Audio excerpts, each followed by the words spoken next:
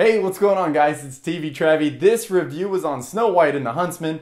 If you're not familiar with the Snow White and the Seven Dwarfs original story, let me break it down to you in a nutshell.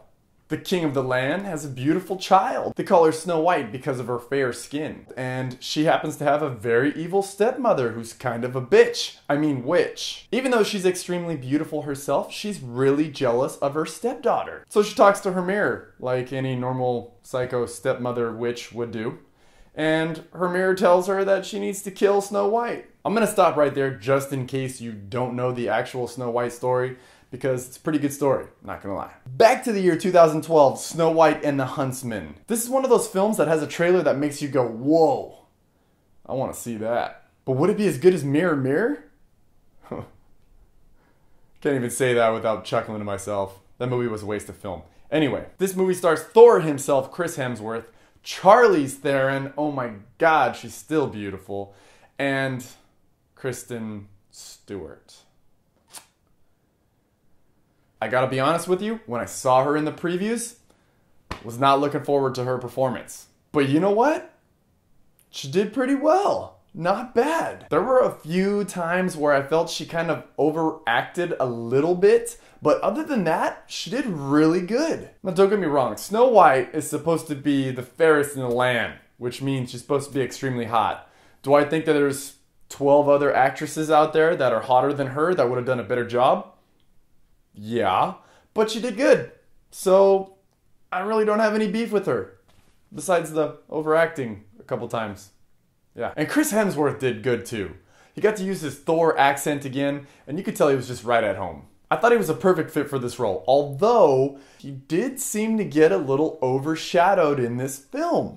By who? The evil queen herself, Chalize Theron. Oh my gosh, she killed it. Every time she's on camera, she commands your attention. So much power and beauty all in one.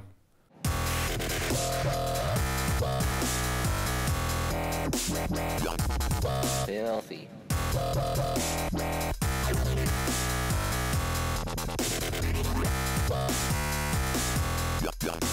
The visual effects and all the medieval time stuff in this film looked amazing. Even the landscaping was phenomenal. I mean, the forest comes to life. Everything was really believable. And to top it off, they did a great job telling the story.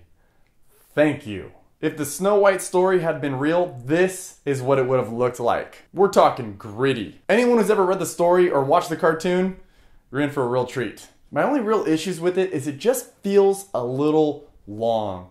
In the middle of the film, you're kind of wanting them to push along the story a little further. And thankfully, they do. So for entertainment, I'm going to give this movie a 7.9. TV Travie approved. Go check it out, especially if you like the Snow White story.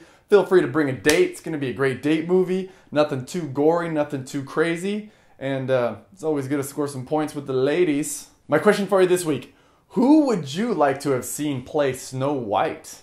Leave me your answers in the comment section under this video. In my opinion, a girl that looks like Megan Fox but can act like Kate Beckinsale would have been perfect. Be like a Megan Beckinsale. Do it.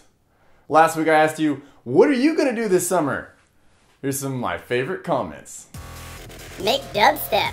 Upload it to YouTube, hopefully. Touch myself and play Minecraft. Stay warm. It's winter here. Play with myself all summer. And I'm not talking about video games. Socially drink, smoke, read comics, play video games, watch porn, and wait for Dark Knight Rises. That's my summer in a nutshell. Like, favorite, share, fool. Oh, that's filthy.